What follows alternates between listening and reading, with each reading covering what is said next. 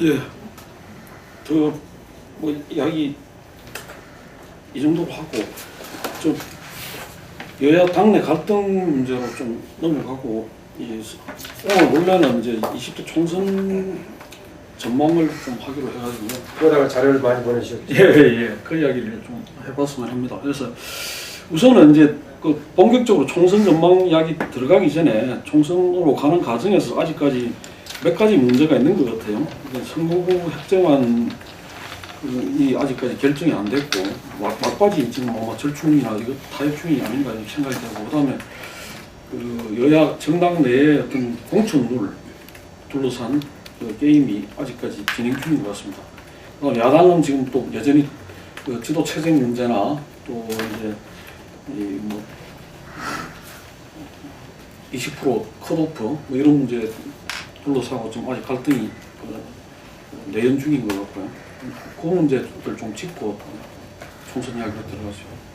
네, 제가 말씀을 드리면 저는 선거구 획정위에 대해서 여야 지도부가 의도적으로 시간을 끌고 있다고 봅니다. 그것은 뭐 때문에 그런가 하면 여야당 내부에 선거구가 획정되고 나면 곧바로 공천 룰에 대한 확정에 들어가야 되는데, 현재 여야 지도부 김무성 대표나 문재인 대표 진영에서는 시간을 갖다가 죽여가면서 킬링 타임 해가면서 이런 부분을 논의할 시간이 굉장히 작아져서 총선을 이제 역순으로 계산을 하면 4월 뭐 중순일까지니까 그러면 공천을 3월 중순에는 뭐 해야 될 거고, 그 등록을 3월 20일쯤 해야 될 거고, 공천은 뭐 3월 한 중순 전으로 끝나야 될 거고, 그럼 공천 접수 받으려면 2월 말이나 3월 초에 해야 될 거고, 이렇게 본다면 공천과 관련되는 룰을 가지고 이제 이야기할 수 있는 시간이 역으로 예를 들어서 1, 2월 달에 이제 완전히 끝나야 되는, 저희도 1월 한 2월 초순까지는 끝나야 될 상황이란 말입니다.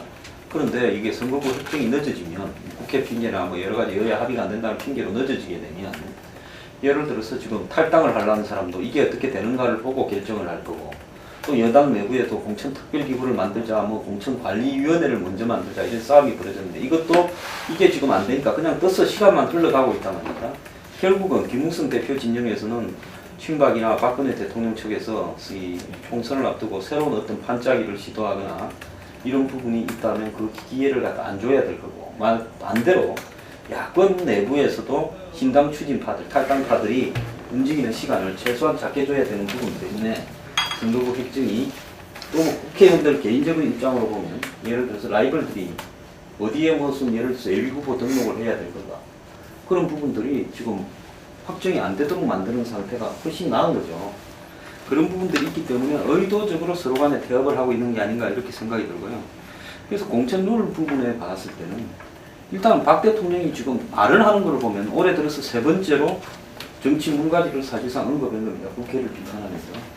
그렇다 그러면 어딘가에서는 누군가는 예를 들어서 새누리당 내부에서부터 박 대통령이 불신하는 것은 뭐 야당 불신이야 뭐 그냥 정적이니까 그렇다 치고, 여권, 즉 새누리당의 박 대통령을 예를 들어서 따르지 않는 사람들에 대한 비판이, 그 강점이 있다고 보는데, 현실적으로는 그렇다면 이 사람들을 물갈이를 하려고 그러면 대통령이 중심이 되어서 과거에 DJ가 새천년 민주당을 만들 때처럼 어딘가에서는 새로운 정치체를 이렇게 추진하는 쪽이 있어야 되는데, 지금 여권 내부를 보면 과연 그런 게 가능할까라는 생각이 들어요. 그러면 예를 들어서 흐름을, 국민들이 어떤 선택을, 현명한 선택을 해달라, 진실한 선택을 해달라, 배신의 정치를 심판해달라 이렇게 이야기를 하시면 그걸 갖다 하기 위한 판짜기는 전체적인 이 지형을 갖다가 흐트러 놓는 부분은 대통령이 해야 되는 겁니다. 대통령이 해오고 난 다음에 국민들이 선택하는 거죠. 근데 그러지 않고 지금 현재 이런 식으로 간다 그러면 국민들이 뭐 진실한 사람이든 배신의 정치를 심판하는 것은 어떻게 알고 어떻게 하겠습니까? 그런 어떤 부분에서 봤을 때 지금 이 과연 여권 내부에서 새 판이 짜여질 것인가? 안 그러면 이래 사타가 그냥 뭐 7대3으로 갈라먹을 거냐, 4대6으로 갈라먹을 거냐, 5대5로 갈라먹을 거냐, 타협이 되고 끝나는 것인가? 이래 봤을 때 최근에는 그렇게 타협되고 끝나는 것이 아닌가라고 보는 시각이 좀 우월하단 말입니다. 결국은 뭐 국민과 당은 이 비율 반영에 있어서 여론조사와 그러니까 직접 투표 비율 반영도 뭐 5대5, 그 다음에 뭐 이 전략 공천도 일정하게 반영을 해준다. 이렇게 이제 가는 쪽으로 좀 균형이 아니냐 이렇게 보는 시각이 있고, 과연 여권 내부에서 누군가가 대통령의 지시를 받고 이런 부분들을 추진할 만한 구심체가 있는가, 이런 부분에 대해서도 회의적으로 바라보는 시각이 많이 있어요. 그럼에도 불구하고 대통령이 끊임없이 박근혜 심판이냐, 안 그러면 현재 이 무능한 19대 국회의원 여야를 전체를 심판해달라, 특히 여권 내부도 심판해달라, 이런 부분에 대해서 자꾸 이야기하는데, 그렇다면 뭔가가 또 있는 것이냐, 이런 또 의문도 불러일으키고 있어요. 그래서 대통령이 예산이나 법안 통과가 일정하게 마무리되는 시점에서 정강석과 같이 어떤 판짜기를 시도할 거냐, 그런 부분에 지금 이 여권 내부의 흐름은 달려있다 이렇게 보고요. 현재로서는 그럴 것 같이 하는데 또 말을 자꾸 저렇게 하니까 뭔가 생각이 있는 거 아니냐, 이런 어떤 의구심을 불러일으키고 있죠. 야권으로 보면 문재인 대표는 상당히 성공적으로 시간 끌기에 지금 가고 있는 것 같아요. 문문 안팎 연대해가지고 이게 또 상당히 뭐 어떻게 흘러갈 건가 이랬는데, 또 지금 YS가 서거하면서 또 한 5일 흘러갔어요. 문재인 대표는 빨리 시간을 죽이면 지금까지로 보면 굉장히 선방을 하고 있다고 봅니다. 상당히 많이 뛰쳐나갔어야 되는데 나간 사람은 뭐 거의 없지 않습니까? 그런 부분으로 봤을 때는 문재인 대표는 지금 뭐 그만두느냐 안 그만두느냐, 공동 집단 지도 체제를 가느냐라는 부분에서 어떤 형태로 가든 본인이 주도권을 행사하는 부분은 절대로 안 놓을 거라 이렇게 봤을 때, 야권 내부에서 적어도 다수 부분이 떨어져 나가는 부분을 막는 데는 상당히 성공하고 있다. 그리고 비판적인 비주류 입장은 좀 질이 멸렬해져 가고 있다, 이렇게 보는 게 맞을 것 같고요. 그 다음에 뭐 야당의 컷오프나 공천룰 문제와 관련해서는 결국은 제가 봤을 때 현재 야당의 이 한계로는 이 문재인 대표가 설정해 놓은 부분을 100% 다 얻지는 못하겠지만은 결국 한 70~80%는 문재인 대표의 페이스대로 공천 룰이라든지 컷오프도 가지 않겠느냐, 이렇게 생각이 듭니다. 여권 내 불가리는 박 대통령의 의사는 여전히 분명한 것 같고요. 한때는 지난번 공천룰 갈등 때는 나중에 이제 안 할 것처럼 이렇게 하면서 그냥 좀 봉합을 좀 시키긴 했지만은, 이번에 그 진실한 사람 이제 발언 놓고 보면은 역시 TK 지역을 중심으로 한 이제 물갈이 의지는 역시 분명하다, 다시 한번 확인을 이제 시켜줬는데, 근데 하지만 과연 그게 뜻대로 성공이 될 수 있을지는 저는 좀 회의적인 좀 이제 판단이 좀 이제 듭니다. 그러니까 주로 지금 물갈이해서 구체적으로 박근혜 대통령 이제 사람들 출마 물망에 오르는 그 지역이랑 이렇게 보면은 대부분이 다 TK 지역하고 이제 서울 강남 지역이란 말이에요. 그러니까 사실은 그게 기본적으로 곱게 보이기가 참 어려운 보수 지지층 내에서도 보면은 가장 이제 안전한 지역, 그러니까 대통령 옆에서 가장 그동안 이제 권력을 누려왔던 사람들이 또 선거에서 가장 안전한 곳을 그냥 택해가지고 이제 출마하려고 하는 이제 모습, 그것이 과연 이제 어떻게 비춰질 것인가. 정말 대통령이 어떤 사람들이라고 하면은 더 좀 어떤 그 승부의 의미가 이제 큰 승부처에 이제 투입이 되는 것이 아니라 가장 당선이 이제 확실한 보장되는 것, 이거부터 우선적으로 이제 차지하려고 하는 이 모습이 주는 면이 있고, 그리고 사실 지금 유승민 의원 지역의 그 여론 동향이나 이런 걸 놓고 보더라도 그게 그렇게 뜻대로 간단치만 않은 문제임은 또 이제 분명한 것 같아요. 그러니까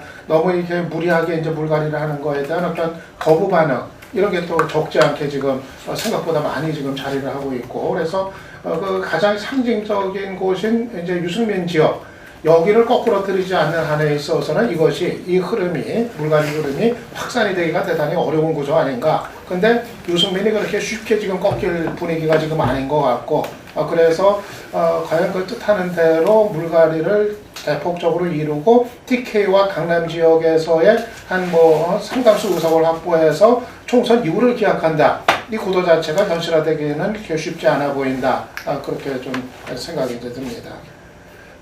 지난번 새누리당 내부에서 김무성 대표 이제 공천 룰 관련해서는 상당히 세게 부딪히는 것처럼 보였다. 그런데 실제로는 저는 이후에 구체적으로 진행되는 과정은 그렇게 치열하게 서로 부딪힌 치킨 게임 상황은 아닐 것이다. 부분적으로 협력 관계가 형성된다고 봅니다. 우선 그 이유 중에 하나로는 최근에 와서 김무성 대표가 박근혜 대통령이 하는 쪽에 대해서 거의 전적으로 따라가는 쪽이거든요. 그러면 이제 역사 교과서 국정화 문제는 본인이 그런 역사 의식을 가지고 있기 때문에 자연스럽게 본인의 의지에 따라서 그렇게 박근혜 대통령 말을 받아서 연유철 이상으로 요새는 따라붙고 있는 게 이제 김무성 대표 이런 양상이 돼가지고 그대로 갈 것 같고, 또 개별적인 논의를 하는 걸 보면은 청와대에서 나오는 사람들에 대해서 약간의 룸이 있는 것처럼 김무성 대표가 얘기를 해주고 있어요. 그래 전적으로 물갈이는 아니라 하더라도 여러 가지 방식을 통해서 뭔가 조금 일부에 대해서는 배려할 가능성이 있다는 겁니다. 이 배려하는 것이 룰을 어떻게 바꿔서가 아니라 룰 속에서 이제 틈새를 이용해서 할 가능성이 있다고 합니다. 이미 주어진 룰대로 한다면 본인들의 경쟁력이 있어야 되는 거 아니겠습니까? 50대 50으로 하든 아니면 30으로 하든 간에 본인의 경쟁력이 있어야 할 것인데, 물론 경쟁력은 박근혜 대통령이 전적으로 지원하는 분위기를 준다면은 그 자체가 중요한 도움이 되겠죠. 그러나 그걸 포함해서 어쨌든 간에 여러 가지 의무로 또 도움이 필요할 것인데, 여기에 대해서 이제 김무성 대표가 협조할 좀 소지가 있어 보이긴 한다라고 합니다. 그래서 뭔가 서로 치킨 게임 장상으로 크게 붙지는 않을 것 같다는 생각이 들고, 최근에 서청원 최고위원하고 이제 큰 소리까지 치면서 했던 것은 저는 구체적인 룰 문제보다는 여기에 대한 논의를 제대로 이제 본인들하고 하지 않고 그냥 김무성 대표가 황진화 사무총장을 시켜서 쓱 지나가버린 방식으로 하는 것에 대한 전체적인 흐름에 대한 문제 제기가 아니었나 저는 그렇게 보고 있습니다.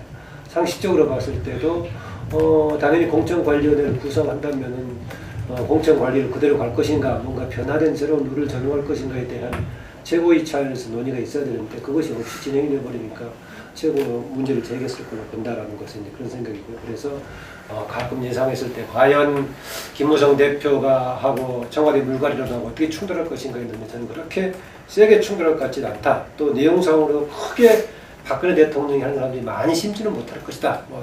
이런 생각이 들고요. 야당 쪽은 저는 황 소장은 상당히 문재인 헤게모니가 관철될 가능성이 있다고 보는데 저는 그렇지 않게 보고 있습니다. 일단 지금 며칠간 이제 5일간이 되겠죠. 이제 국가장 5일 거치니까 당연히 그 기간 동안은 시간이 보류가 되는 상황은 생기겠지만은 뭐 그렇진 않다. 이후에 진행되는 과정이 있다는 거고요. 아까 문안박 얘기를 했지만은요. 이게 문안박이라는 것이 공동 대표제라든가 공동 비대위원장 체제였을 경우 많이 성립되는 것이지만은 이런저런 사람이 지적했죠. 어떻게 같은 상황에 있는 사람들끼리 연대란 말을 어떻게 씁니까? 연대란 말을 쓰는 것 자체가 지금 황당한 당 상황을 얘기해주고 있는 것이다. 이미 얘기했지만 내부에서도 얘기했죠. 박원순 시장은 지금 서울시장으로서의 문안박 연대의 주체가 되기 어렵다. 사실상 불가능한 상황이다. 그런데 이제 18일 다음날 19일 날 문재인 대표가 직접 만나서 했을 때 이제 법률적인 범위 내에서 여러 가지로 돕겠다라고 했는데 그건 인사치레 했던 얘기 같고요. 또 그다음에 안철수도 지금 답을 주고 있지 않는데 저는 안철수가 답을 주고 있지 않는 게 굉장히 문재인 대표가 희망적인 대안을 주지 못했다. 본인이 정말 중요한 결단을 내리지 않는 어려운 국면을 더 몰려있기 때문에 선택을 해야 되는 상황에서 지금 몇 가지 지금 날짜를 좀 끌고 있는 게 아닌가라는 것입니다. 구체적으로 안철수 의원이 응한다고 하더라도 이제 뭘 할 것인가? 연대에서 뭘 할 것인가?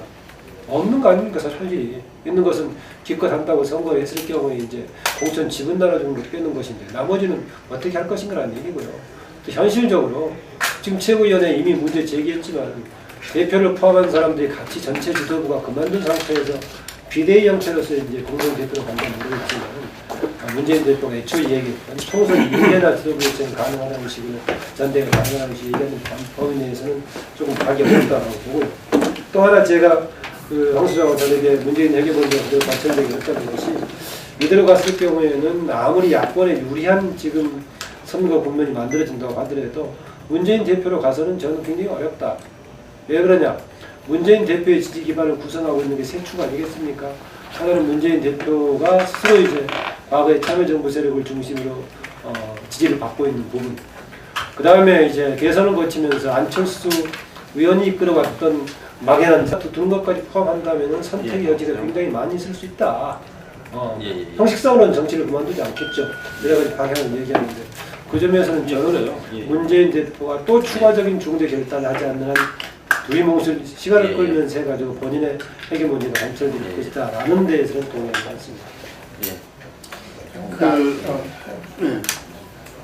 알겠습니다. 여당에서 이 공천 방식 그 부분에서 가지고 김무성 당대표가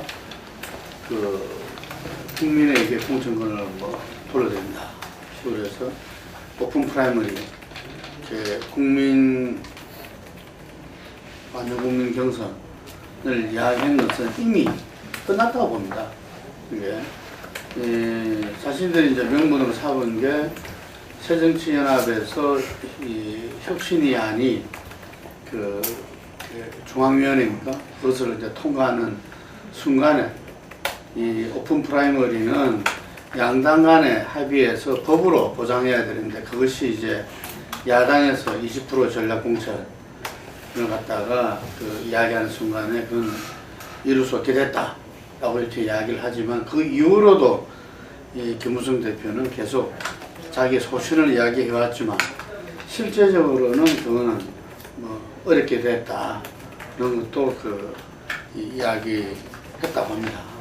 그러면은 그 원유철 뭐 신박이니 뭐 하여튼 그 원내대표의 이야기로는 현재 당헌 당규로서 재보선때 계속 이겼다. 뭐 이 이야기를 근거로 대면서 어쨌든 현재 5대5 그 상황에서 어떤 이길 수 있는 후보 공천을 좀 자신하더라고요.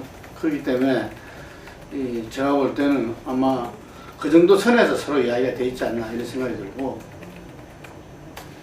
그 전략공천 대신에 지금 우선공천이라고 돼 있는데 뭐 여성과 장애인들 소수자를 배려한 아마 그 부분이 전략공천으로 좀 활용되지 않겠나 이런 생각을 갖고 있습니다. 그래서 최근에 논란됐던 청와대와 정부 인사들의 어떤 TK나 강남 지역 투입에 대해서는 예를 들면 그런 분들 같으면은 초박빙 지역에 나와야 된다. 초박빙 지역에 나와서 어떤 인물 경쟁력이나 이런 부분 가지고서 좀 승리를 이끌어내는 역할을 해야 된다.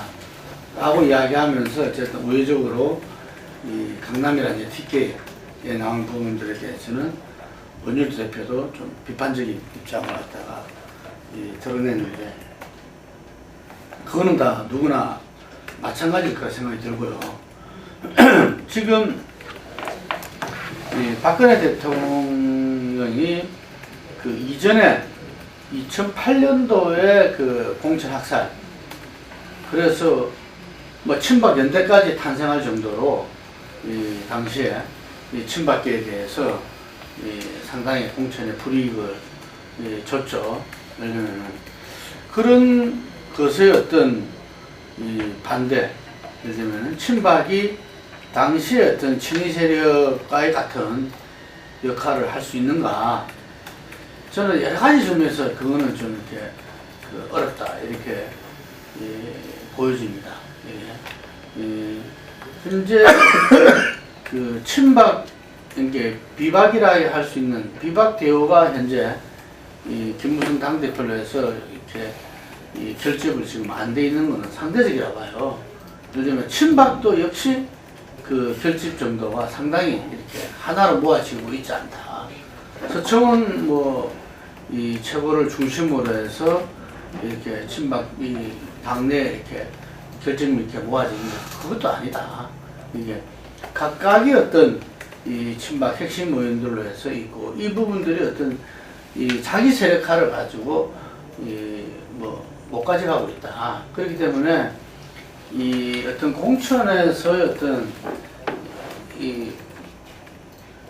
그 다른 계파의 대학살 이런 것들이 이루어지려면은 굉장히 강한 결집력 속에서 그 부분들이 이렇게 시스템 면에서도 얼마든지 할 수 있을 정도로 나와야 되기 때문에 저는 그런 부분들은 시당초 어렵다 이렇게 보여집니다. 그래서 이 우선 공천을 활용한 일부에서의 어떤 전략 공천은 있을지언정 아마 대부분 지역에서는 5대5로 이렇게 경선을 가져갈 수밖에 없는.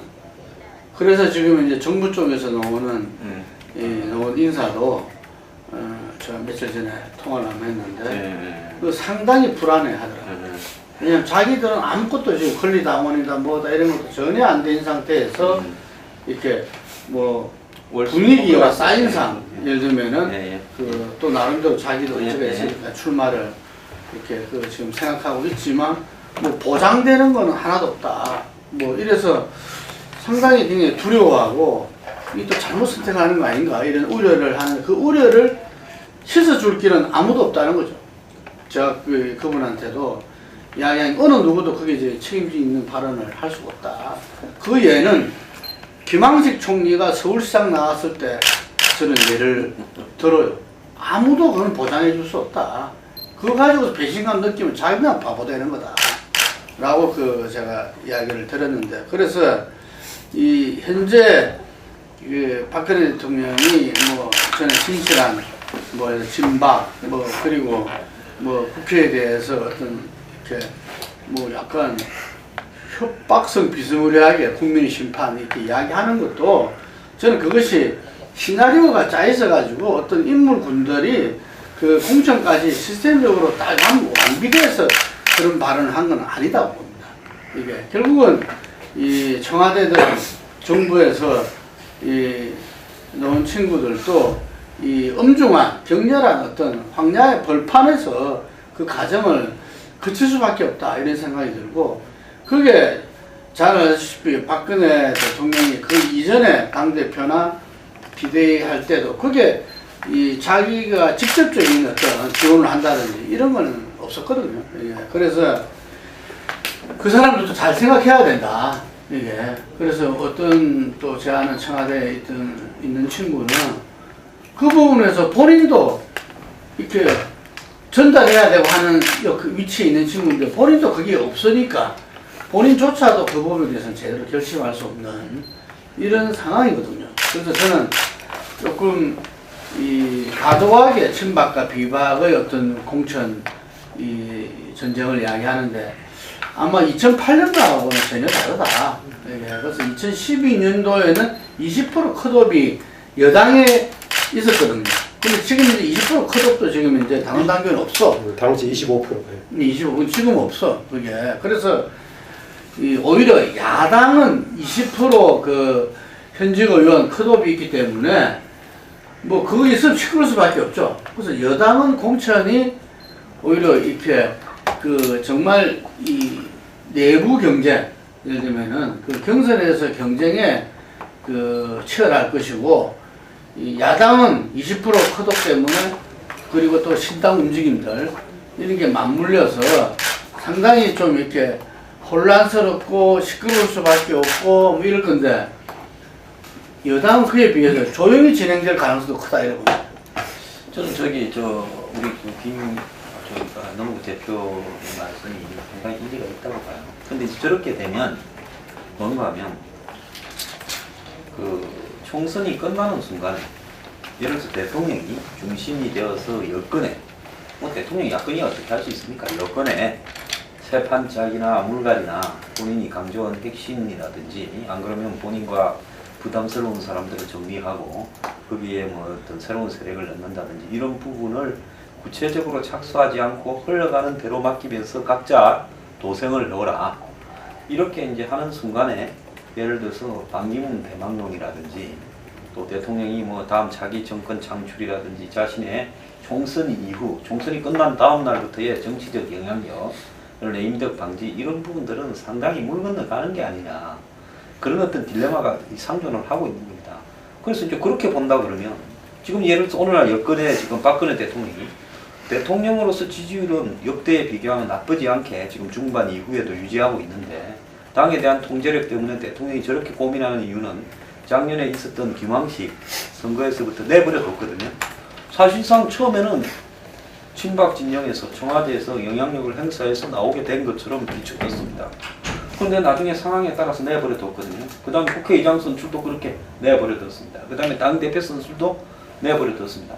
그러면서 당은 사실상 본인의 있던 장악력하고는 관계없이 가버렸거든요. 근데 뒤늦게 이제 이런 부분을 갖다가 흥분을 하면서 바로 잡으려고 하는데 그런 부분이 이제 내년 총선이 계기인데 총선의 상황을 또 각자가 도생을 하고 내버려둔다면 총선 다음 날부터 박근혜 정부의 여권에 미치는 통제력은 거의 떨어진다고 봐야 되겠죠. 그래서 저는 그게 어쩔 수 없다. 근데 아니 그러니까 이제 감수를 한다 그러면 오늘날 저렇게 대통령이 흥분할 것도 없어요. 아니 그런 상황을 안 하기 위해서 이 지금 총선에 대해서 뭐 일각에서 이야기하는 대로 뭐 청와대에서 뭐 전체적인 어떤 그림을 그리고 짜고 저짜고 그게 지금 그 이전 같으면 가능할 수도 있었지만 그게 시스템이 어렵다는 이야기죠. 그리고 박근혜 대통령이 그렇게 하지도 않았어. 예. 그러니까 하지도 않았는데 그런 세력이 있지도 않아요. 제가 볼 그게 때는. 비정상이고 네. 정상적으로 흘러가는 거죠. 네. 글쎄 그러니까 일부 언론에서는 이제 그렇게 뭔가 굉장히 전략적인 사고를 가지고 하는 것을 해석을 해주는 것이지 저녁 얘기처럼 베이비 토크 수준에서 뱉어서 그냥 화난 대로 그냥 누구 마음에 안 드는 놈 응징해주겠다는 생각이 있을 수도 있을 것인데 저는요 혹시 3분의 2를 만들어서 견해하기 위해서 지지해달라 이거라면은 총선 이후 영향을 미칠 수가 있지만은 다른 걸 가지고 이걸 저걸 하든 간에 총선까지가 마지막으로 박근혜 대통령이 여권에 권력자로서 영향을 미치는 것이지 이렇게 저렇게 한들 총선 끝나고 나면은 불가피할 내용들이라고 봅니다. 그 이번에 그러니까 이게 책이 나오면 청와대 한 거 보내면 읽고 크게 자각을 아까 야권 이야기가 나가셨는데 야권 이야기 좀 하고 그 다음에 청와대도 보내고 있어요. 야당은 네? 뭐 보내고 있다. 보내고 있어요. 여전히 저는 그러니까 답이 조커가 간지 딱 아니 거기다 황장수 줄 거 같으면 보낸다. 난 기왕이 찍혔는데 더 찍혔지. 답이 안 나오는 상황으로 이제 보이는데요. 그러니까 지금 박 대통령의 독선적인 어떤 행태에 대한 뭐 민심의 반감은 상당히 전에 비해서 이제 확산이 좀 이제 된 거로 보이고 국가적 문제가 이제 정점이 되면서 그런데도 이제 내년 4월 총선 치르고 나면 또 상황이 다시 야당이 패배해가지고 반전되는 거 아니냐. 이런 또 이제 불안감들이 또 야권 지지층 사이에서는 사실 뭐 팽배한 이제 상황이고 실제로 지금 뭐 새정치연합의 그 지지율은 뭐 좀처럼 뭐 회복의 기미가 없는 그런 상태인데요. 여기서 지금 현안이 글쎄 책 나올 때쯤엔 이 문안박 연대에 대한 뭐 결론, 뭐 책 나올 때쯤엔 뭐 맺어질 가능성도 있어 보이는데 이게 사실은 좀 여러 가지 그 말이 안 되는 이제 편법이죠. 사실은 이 실체 자체가 박 시장은 지금 전직 서울시장에 있는 몸이고 또 안철수 의원이 과연 임시지도부에 들어갈 수 있는 자격이나 그런 그 제도적인 그 근거가 뭐냐 이게 사실 또 답이 없는 거고 그런데도 현실적으로 그리고 또 여러 가지 한계가 있음에도 불구하고 실제로 또 이거 아니면은 또 어떻게 할 거냐 생각을 했을 때 그럼 문재인 따로 가고 또 안철수 따로 가고 비주를 따로 가고 그랬을 때 완전히 지금 뭐 새정연 같은 경우는 표를 상태를 면하기가 지금 어려운 그런 이제 상황이고 그래서 일단 뭐 충분 조건은 아닌 거는 분명한데 또 필요 조건 차원에서 일단 문안박 그 연대의 어떤 그 상징적인 그 의미 이런 것도 필요한 게 현실 아닌가 이제 생각이 일단은 이제 듭니다. 그래서 저는 안철수 의원 같은 경우도 어차피 이거를 뭐 뿌리쳤을 때 자기 어떤 독자적인 어떤 운신의 그 폭이라는 게 사실은 더 없거든요. 그래서 결국은 또 갈라서 가지고 지금 그 지지층들의 어떤 불안한 시선에서 어떤 책임을 또 이렇게 그 같이 껴안는 것보다는 차라리 이거를 이제 수용을 전향적으로 하는 게 저는 지금 시점에서는 맞는 게 아닌가 좀 생각을 이제 하고요. 근데 이제 문제는 뭐 문안박 연대가 된다라도 이 한계가 명확하다는 거죠, 사실. 뭐 문재인 안철수에 대한 기대가 뭐 예전 같지 않은 건 뭐 다 아는 사실이고 그리고 뭐 어차피 박 시장이야 묶여 있는 건데 문안 두 사람이 그러면 손잡고 다닌다고 해서 2012년처럼 그런 효과가 나올 거냐 이건 또 이제 전혀 아닌 거고 이거라도 하지 않으면 안 되니까 이제 하는 거지만 그런다고 해서 뭐가 달라질 건가 또 회의적이란 말이에요. 그래서 저는 문안연대가 이제 뭐 필수적인 이제 필요 조건이라고 한다면은 그 이상의 뭐를 그 이후에 또 만들어야 되는 거 아닌가. 일단 봉합을 시켜놓고서 그 한숨을 좀 돌리면서 추가적인 어떤 그 결단들 뭐 여러 가지 좀 검토할 수 있다고 봐요. 뭐 두 사람의 어떤 그 모두 해당되는 걸 수도 있겠지만 뭐 대권 포기 선언도 있을 수도 있는 거고 또 문재인 대표 같은 경우 대표직 그 사태 이 카드도 있을 수 있는 거고 아예 두 사람이 자기 위에다가 뭐 손학규 뭐 고문 같은 사람 뭐 직고초를 해가지고라도 뭐 예를 들어서 뭐 상임 선대위원장으로 뭐 세운다든가 그래가지고 아예 그냥 좀 얼굴 자체를 좀 바꾸는 이런 또 결단을 또 시도를 해볼 수도 있는 거고 그래서 저는 이제 문안과 연대 가지고는 한계가 또 있으니까 이걸 하면서 동시에 그 이상의 어떤 그 결단을 또 내려야 비로소 그 총선에서 야당이 좀 해볼 만치 해볼 수 있는 그 지점까지 가까이 갈 수 있지 않을까 또 그렇게 이제 좀 생각을 이제 합니다. 그리고 또 하나는 그 비주류는 물갈이를 받아들여야 된다고 봐요. 지금 이제 그 평가 작업이 이제 진행이 되고 될 텐데 그 비주류에서는 지금 반발하고 있는데 뭐 20% 물갈이라는 게 사실 뭐 공천 경쟁에서 큰 폭은 아니거든요. 그렇다고 하면은 지금 뭐 비주류도 너무 그거를 뭐 친노를 방패막이 삼아가지고 거꾸로 자신들은 어떤 성욕으로 이렇게 주장을 할 것이 아니라 일단 그 20% 물갈이는 그건 당연히 그 수용이 돼야 될 거라 생각을 하고 그러려면은 뭐 이제 사실은 또 주류부터 비주를 또 그걸 거부할 게 아니라 받아들여야 되고 특히 그 주류 쪽에서는 솔선수범 설득력을 갖기 위해서는 그러면은 자기들 쪽부터 더 엄격한 잣대를 들이대는 그래서 물갈이의 흐름을 만드는 이런 게 또 동시에 필요한 거 아닌가 생각을 합니다. 참 너무 새정치연합으로도 보내야 되겠는데. 그런데 그 지금 얘기한 지금 굉장히 이제 상식적으로 해야 될 주문을 하는데 그동안에 여기에 대한 상식적인 주문하고는 너무 동떨어진 대응을 계속 해왔기 때문에 모르겠어요. 그래서 뭐 청와대하고 문의는 새정치연합하고 저는 그래서 거의 막상 가슴대학 방향이라는 걸 얘기했잖아요. 이 평론가가 상식을 이야기를 해야 되는 겁니까? 안 그러면 실제로 발생할 것 같은 이 상황을 예측을 해야 되는 거지. 난 그게 현실론을 얘기 잘하잖아. 네, 그러니까 제가 볼 때는 실제로 발생할 것 같은 상황에 대한 이야기인데 제가 볼 때는 어차피 일정한 정도로는 쫓겨날 사람들은 현역 의원들이 야권에 자기가 그렇게 될 건가 안 될 건가를 잘 알고 있는데 끝까지 가게 되면 지역구 관리 잘 안 하고 의정활동이 부실한 놈, 한마디로 무능한 놈으로 낙인 찍혀서 쫓겨날 거니까 이게 이제 유일하게 할 수 있는 방법은 호남에서 경쟁력이 있다면 친구 지금 문재인 대표가 호남에서 지지율이 낮으니까 쫓겨나기 전에 먼저 선방을 때려서 적당한 명분을 찾아서 먼저 차는 사람들이 조금은 나올 거라고 봐요. 이 사람들이 이제 전정배 신당이나 뭐 박준영 신당이나 박주선 신당, 김민석 신당이 어느 시점에 가면 하나가 되지 않겠나. 거기에 이제 그 사람들이 가세를 하면서 일정하게 뭐 아무리 명분론으로 야권 분열을 하더라도 제가 볼 때는 야당에서 호남을 중심으로 또 서울의 일부를 중심으로 일정한 수준의 이 또 다른 새로운 전국적인 모양새를 갖추는 야권 신당은 정치 예비군들이 워낙 많고 또 본인들이 공천에서 지금 어떤 세력 관계 때문에 탈락할 거라고 생각하는 사람들이 있기 때문에 그것은 막을 수 없는 현상인 것 같습니다. 예, 그 정도로 하고 조금 더 상황을 보기로 하고 이제 20대 총선 전망 전체적인 전망하고 그다음에 지역적인 전망 나눠가지고 먼저 전체적으로 어떻게 보시는지 한번 말씀해 주시죠. 잘 모르겠으면 하십시오. 그래서 지금 같아서는 진짜 뭐 새누리당에서는 180석을 뭐 아주 장담을 하고 있단 말이에요. 김무성 대표가 그렇게 공언할 정도로. 근데 사실은 전에는 그렇게들 안 했거든요. 자신이 있어도 그걸 감추고 엄살을 피곤 했는데 선거가 다가오면 다가올수록. 근데 지금은 그게 지금 바뀌어버렸어요. 이게 어떻게 보면은 그만큼 이제 야당을 아예 그냥 우습게 보고 아예 그냥 호언 장담을 하는 이런 거로 이제 뭐 해석이 이제 되기도 하는데, 근데 저는 지금 야당이 지금 모습 같아가지고는 실제 상황이 될 수 있다고 봐요.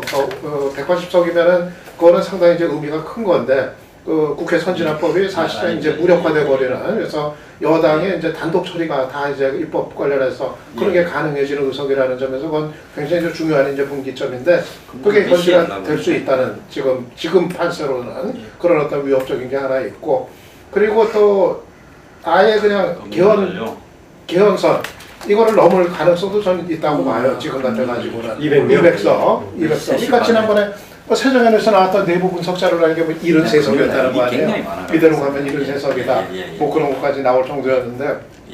근데 만약에 진짜 3분의 2 의석을 확보하는 경우라면은 진짜 개헌의 욕심을 또 충분히 낼 법하고, 그 정도 의석 얻었는데 뭐 친박 장기집권, 재집권 이거 충분히 뭐 또 이원집정부제 뭐 욕심을 또 낼 유혹이 또 끌릴 법하고, 그래서 이게 앞으로 그 상황이 이 의석수에 따라서 상당히 중요한 이 기로에 설 그런 고비들이 있을 것 같은데, 그래서 저는 아까 얘기처럼 그 야당이 정말 그거를 막을 수 있는 특단의 뭐가 지금 나와야 될 이제 상황이라고 이제 생각을 하는데요. 하나는 아까 얘기한 것처럼 어떤 새로운 체제와 어떤 그 내부 혁신, 과감한 결단들 이런 게 하나가 먼저 당연히 얘기가 되는 거고, 전 또 하나 이제 그 전략적인 측면에서는 야당이 지금 읍소 전략으로 가야 된다고 봐요. 내년 총선에서는 이 터무니없이 심판론 지금 저 야당이 새정연이 심판론 내건다고 해서 그게 뭐 이렇게 먹힐 그런 정도의 힘을 가진 야당이 지금 아닌 걸 세상에 다 알고 있으니까 또 심판론 공허하게 내거는 것보다는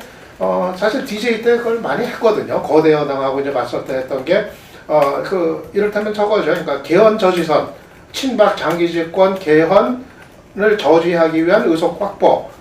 이제 이거를 이제 내걸면서 일종의 이제 읍소 전략. 저는 이거로 가는 것이 좀 맞는 거 아닌가 내년 총선에서는. 그래서 이게 3분의 2까지 진짜 가고 5분의 3 여당이 5분의 3 가져가면 또 3분의 2를 가져가면 어떤 일이 있을 것인가. 이거에 대한 이제 경종을 울리면서 야당 지지층한테 이제 호소를 하는 읍소 전략으로 가야 되는 거 아닌가 좀 그렇게 봅니다. 그게 일종 이제 견제론인데 지금 이제 이 야당이 말하자면은 당내 통합을 제대로 이루지 못하고 그 다음에 야권 전체의 통합 그러면서 야권 연대 선거전에서의 그 단일화 이걸 이루지 못한다면은 뭐 김무성 당대표가 고언하고 또 많은 사람들이 지금 그렇게 이야기하는 여권의 180석이 뭐 현실화될 수도 있다 이렇게 봅니다. 그렇기 때문에 현재 야권이 또 새정치연합이 또 문 대표 등 지도부가 어느 정도 위기의식을 갖고 있느냐에 따라서 다를 수 있는데, 그런 점에서 이번에 70세석 이렇게 예상이 나온 거는 상당히 위기의식의 발로다. 그런 점을 갖다가 우리 모두 객관적으로 인식해야 된다 해가지고 여러 지표를 갖다가 역대 선거 결과라든지 현재 정당 지지도 이런 걸 다 집어넣어서 이제 예측을 했던 건데, 뭐 그런 이야기도 많이 하죠. 오히려 대선 승리를 위해서는 내년 총선에서 갈 때까지 가야 된다. 그래 해야만이 정신을 차린다. 이렇게 이야기하는 사람도 상당수 있어요. 또 이게 일일이 봉합해가지고 뭐 지금 125석인데 예를 들면 100석이 좀 넘는 이런 의석을 갖다가 가지면은 이 대선은 또 보나마나다 뭐 이런 이야기도 하고, 사실은 총선보다는 대선이 중요하지 않습니까?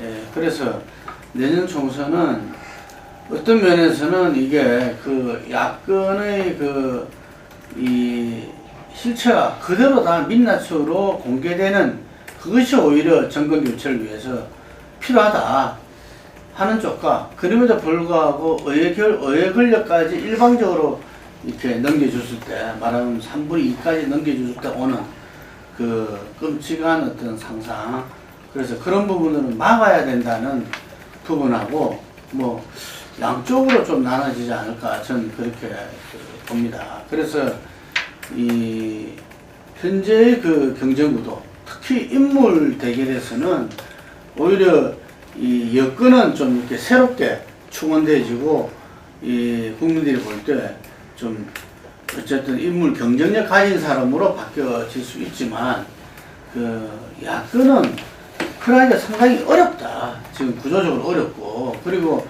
굉장히 당선 가능성도 이렇게 희박한 정당에 새롭고 능력 있는 사람들이 잘 오기가 힘들거든요. 이게.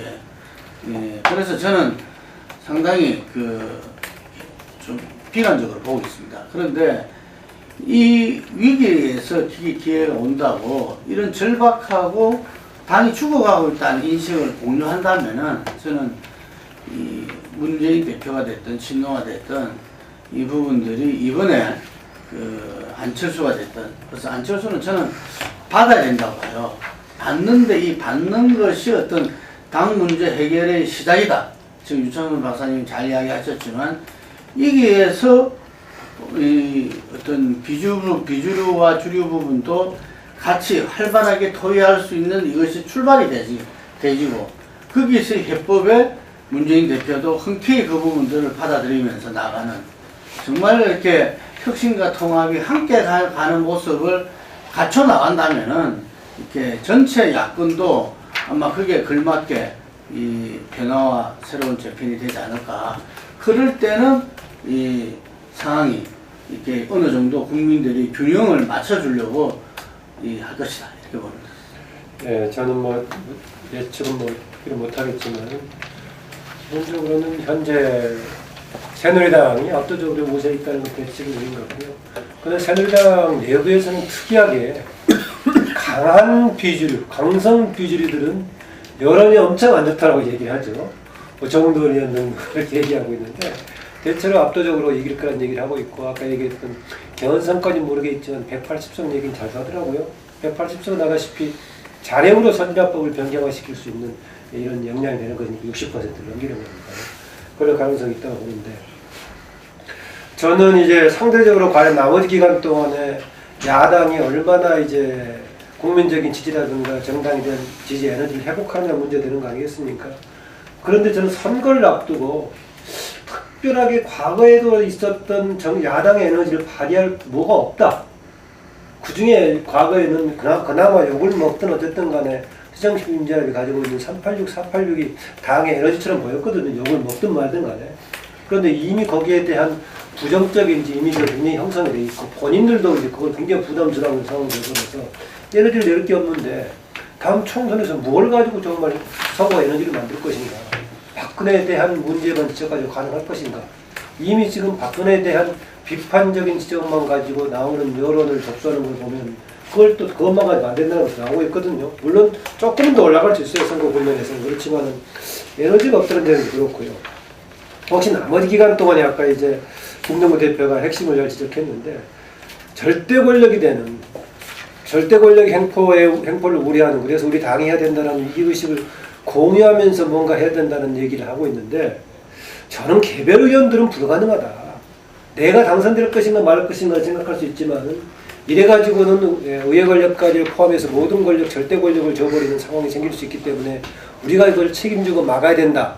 저는 여기에 대한 이런 위기의식을 느끼고 헌신할 수 있는 사람은 유일하게 대표밖에 없다고 봅니다. 나머지 의원들이 무슨 이걸 어떻게 하겠습니까? 의회 권력이 압도적으로 당하는 상황에 우리가 이걸 막아야 된다는 생각을 할 수 없는 것이고 저는 대표가 가능하다고 보는데 대표가 할 것인가? 오히려 저는 유일하게 이것이 작동될 여지는 그나마 유권자들이 너무 안 되겠다.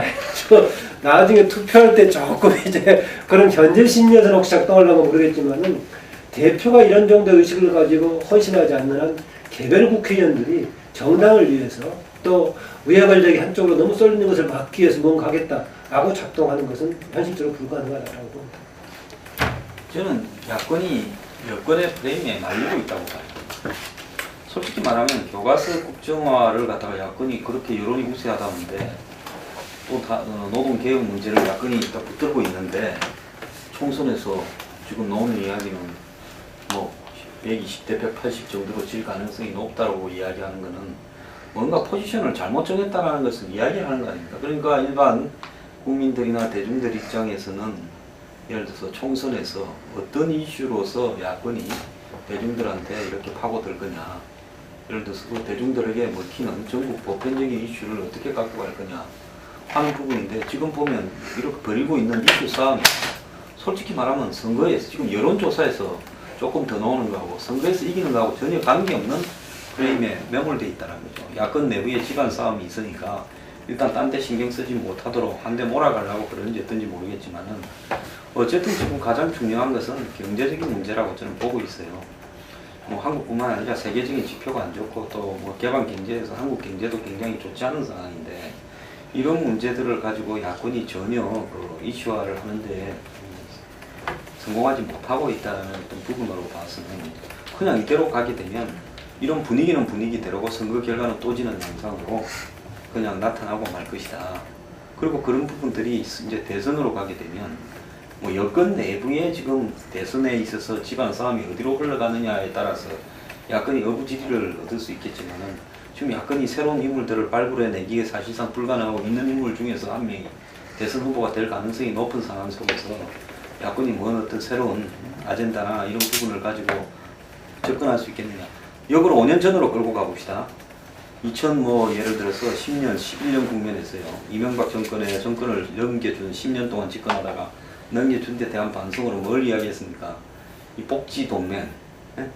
예를 들어서 보편적 복지를 가지고 대선에 붙으면 대선은 이긴다.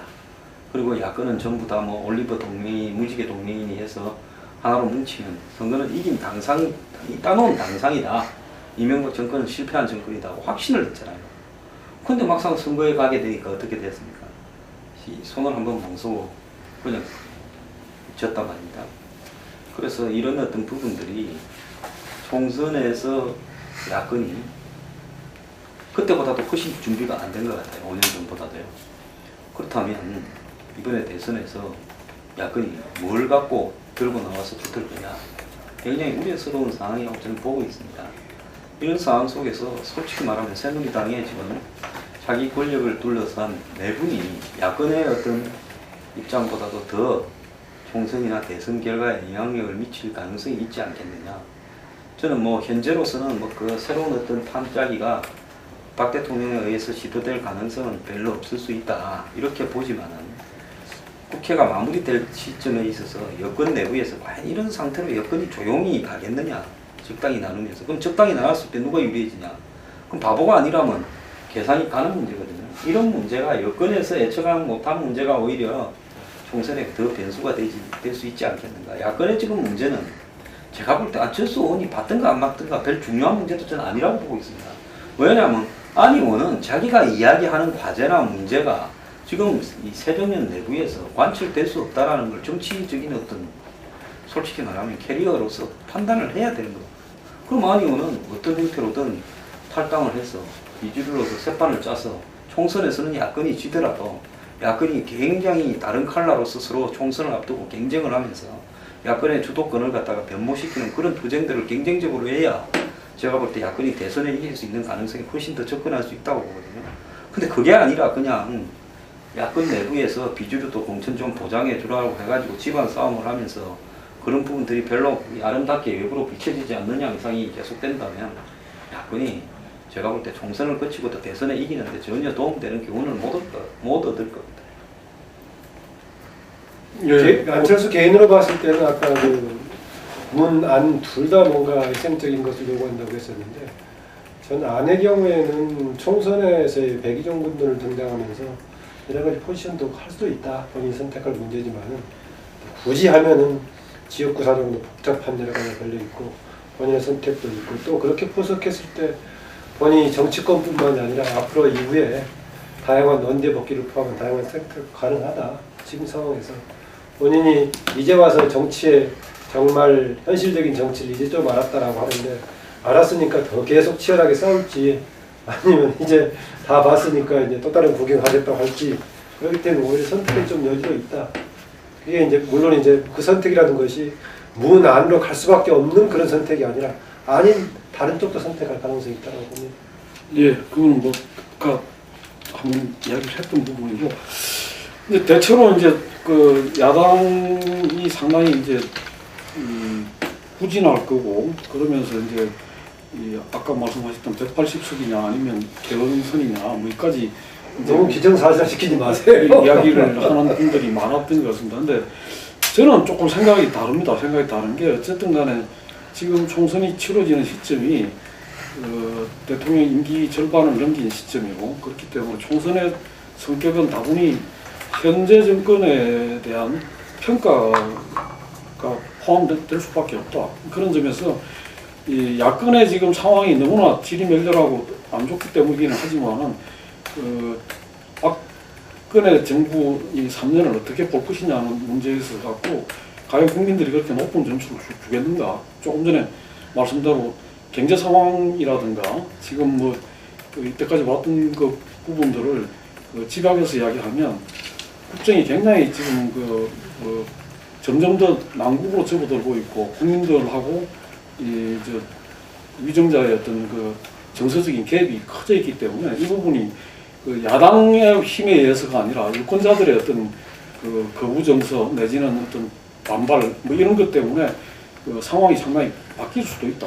그런 점에서 저는 이 여야의 대결로만 그 총선을 봐서는 안 되고 국민들이 지금 이 그 총선이라는 상황에서 어떤 의견을 어떻게 표출하고자 하는가 이것도 우리가 상당히 중요한 거로 봐야 된다고 생각이 되고 그게 이제 각 지역으로 쪼개졌을 때는 또 좀 다르겠죠. 그러나 전체적인 득표나 전체적인 그거에서는 뭐 그렇게 정부가 그렇게 높은 평가를 받을 거라 그렇게 보지 않습니다. 또 하나 이제 중요한 문제가 교과서 국정화 문제가 젊은 층들이 많이 투표로 나올 수 있는 그런 그 소재다. 그래서 이 부분이 역대 이제 그 중간에 있는 재보선이나 이런 선거에서는 젊은 층들이 투표율이 굉장히 낮죠. 그러나 총선이고 총선이니만큼 이제 이 젊은 층들이 자기 문제를 가지고 투표장에 많이 나온다면 그 부분은 또 역시 이제 야당한테 좀 유리한 조건이 되는 거 아닌가 그런 생각이 들어서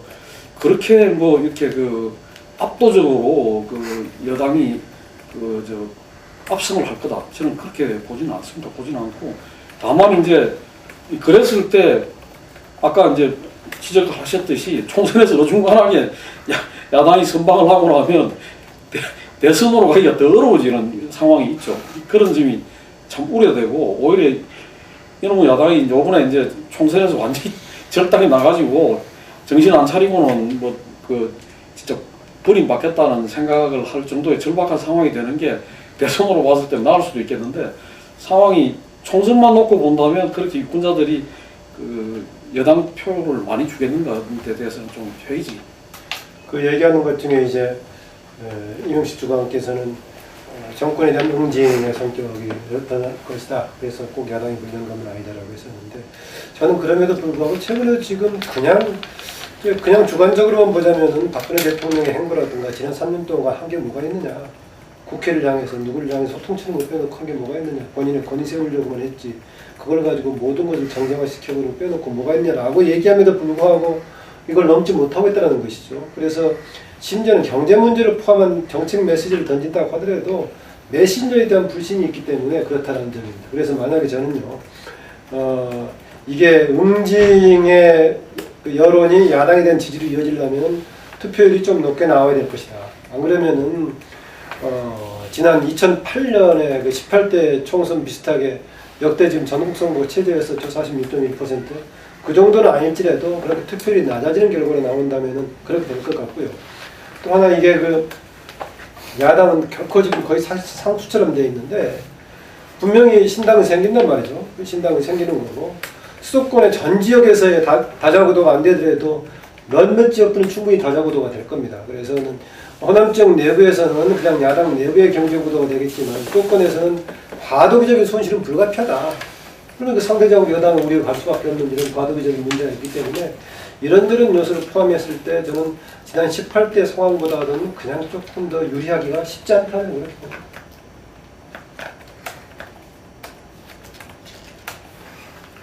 18대가 19대였네요. 19대보다 유리하면 어석이 더 많아질 수 있다는 얘기인데 그렇게 될 것 같지는 않고 다만 지금 이야기하지 않다. 우리하기 어렵다. 예. 지금 이야기하는 180석, 200석 하는 정도로까지 가겠느냐 그거에 대해서는 저는 좀 그렇지 않을 것이다 그런 이야기죠. 그 지역별로 그 해야 되는데 뭐 이 다른 그게 특별히 없으니까 크게 해가지고 수도권 그다음에 호남, 영남, 충청 그렇게만 해갖고 좀 말씀을 짚어보고 끝내죠. 아까 10분에 시작을 했는데 가장 뭐 의미 있는 건 뭐 수도권 아니겠어요? 결국 내년 총선 척결하는 게 이제 수도권에서 이제 갈릴 거고. 근데 사실은 야당이 부실해서 그렇지 수도권 환경은 이 야권한테는 사실은 대단히 지금 이제 유리한 환경이 지금 이제 된 거거든요. 특히 그 교과서 문제가 중도층 또 젊은 세대의 이제 마음을 움직였기 때문에 이들이 이제 그 총선 투표장으로 이제 나왔을 때 그때는 지금 뭐 여당한테는 수도권에서의 그 승부는 대단히 지금 이제 우려가 될 수 있는 위기의식까지도 가질 수 있는 일단 환경 자체는 그런 환경인 것 같아요. 그래서 아까 의원님 말씀하신 것처럼 사실은 야당이 그냥 어지간하게만 좀 대우를 정비를 하고 정말 뭐 좀 어지간한 상태로 좀 회복만 된다 하더라도 이 수도권에서의 어떤 그 약진을 또 기대해 볼 수도 있는 여러 가지 아무튼 유동성이 있는 선거인 것 같아요. 그러니까 이반대 민심을 이렇게 잘 이렇게 모아내기에 따라서는 또 상당히 또 약진도 할 수 있는 여러 가지 그 유동적인 건 여전히 열려 있는 선거이면은 좀 분명한 것 같아요. 그래서 저는 뭐 다른 지역에 뭐 특별한 거 있을까 싶어요. 뭐 대구, 경북, 영남, 뭐 충청, 뭐 특별히 이전 선거들하고 뭐 급변하는 게 뭐 있을까 싶고. 이제 호남 같은 경우는 이제 이제 새정연하고 이제 신당들하고의 이제 그 경쟁의 결과 이제 그게 좀 변수가 이제 되겠지만은 결국은 수도권 선거 아니겠는가 그렇게 이제 봅니다. 수도권에서는 뭐 어차피 야당 분열이 기정사실화 된다면 수도권에서는 1, 2천 표, 2, 3천 표 내외로 갈리는 결과가 굉장히 많은데 접전 지역이 그런 접전 지역에서는 이 선거라는 게 당이 만들어지게 되면 어느 부분에서는 뭐 연합 공천이나 또 서로 간의 적당히 공천을 나눠갖게 하는 그런 합의가 이루어지지 않겠냐 하지만 정당이라는 특성이 일단 만들어지게 되면 서로 공멸하더라도 갈 수밖에 없는 특성이 있기 때문에 수도권에서도 제한적이 아니라 광범위하게 왜냐하면 총선에 출마하고 일정한 표가 나온다면 당락에 관계없이 나가려는 사람들이 많기 때문에 수도권에서도 광범위하게 야권의 표가 분열될 가능성이 크다고 봐야 되죠. 그럼 수도권에서 야당이 뭐 이렇게 참패는 하지 않겠지만 지난번의 득표보다는 훨씬 많이 잃을 가능성이 많다. 여당이 수도권에서도 좀 더 이길 가능성이 크다 이래 보고요. 충청권이 저는 관건이라고 보는데 충청권이 지금 최초로 지역 정당이 없는 하에서 예를 들어서 여1, 야1이나 야2로 이렇게 치러진다면 과거에 충청권 지역 정당이 사실은 이 여권표를 갈라먹는 쪽으로 더 기울여 있었는데 이제 만약에 그게 없이 하게 되면 여건이 좀 더 유리해질 수 있겠죠. 충청권이요. 그래서 광역단체장 선거 결과하고는 좀 다르게 여건이 상당히 이 도시 지역 말고는 득세할 가능성이 있다고 봅니다. 그 다음에 이제 PK 지역에서 야권이 지금보다 더 약진할 수 있겠느냐 이 문제가 남아있는데요. 제가 봤을 때 PK 지역에서 썩 여권에 대한 민심이 좋지는 않습니다만 야권이 지금 약진을 하려고 하면 야권의 주요 주자들 안철수나 박영선이든지 차관 이 사람들이 PK 지역에 문재인이 다 출마해가지고 PK 지역에 부흥을 일으켜야 되는데 이번에 보면 YS 상가에서 YS 재평가 이런 부분 상당히 이용하려고 노력을 하고 있는데 그렇다고 본인들이 전부 출마해서 희생하겠느냐 이런 부분에 야권 내부 사정이 복잡하기 때문에 PK 지역에서도 약진은 못할 것 같아요. 그렇게 본다 그러면 전체적으로 야권이 호남, 수도권 외에 크게 의석이 나올 때가 별로 많지 않을 것이다 이렇게 봅니다. 저 역시 이제 기존에 있을 변화 가능성은 수도권을 두고 얘기하는 거고요, 사람들이. 크게 그동안 지지 기반이 됐던 수도권이나 호남은 이쪽 저쪽으로 가는 건 야권 사이에 표로 갈라질 건데 신당이 되든 새정치민주연합이든 간에. 그럼 나머지 약선하고 지층은 결국은 수도권에서 약선을 얘기하지 않겠느냐는 생각이 듭니다.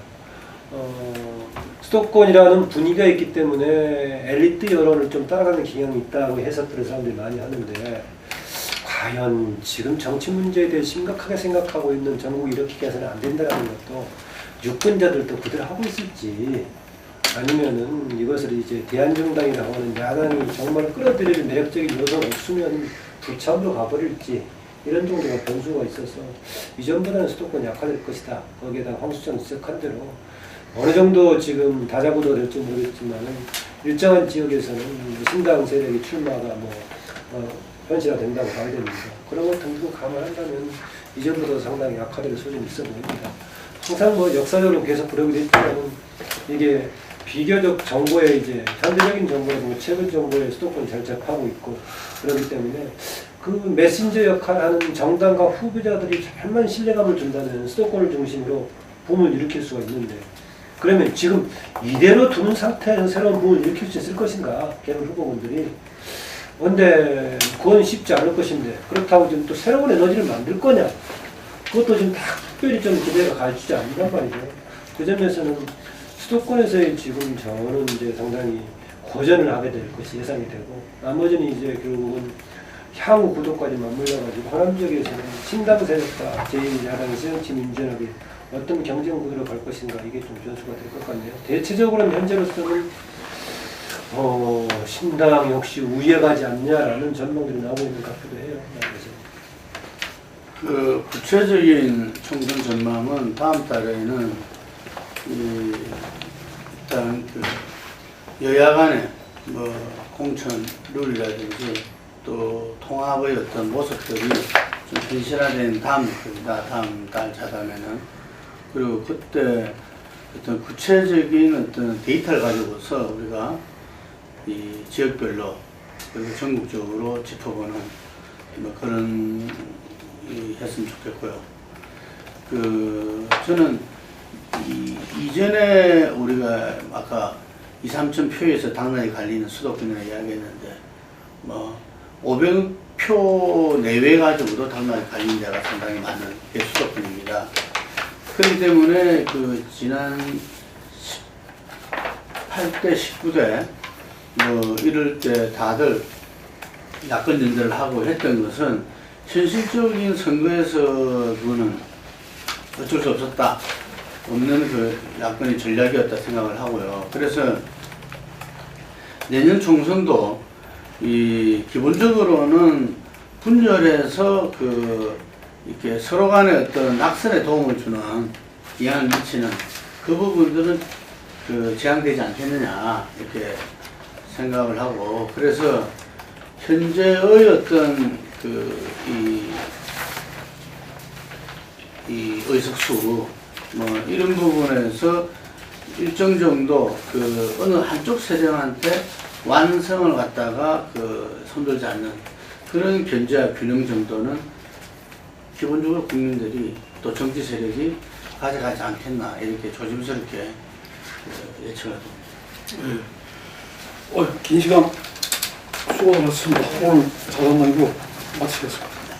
고맙습니다.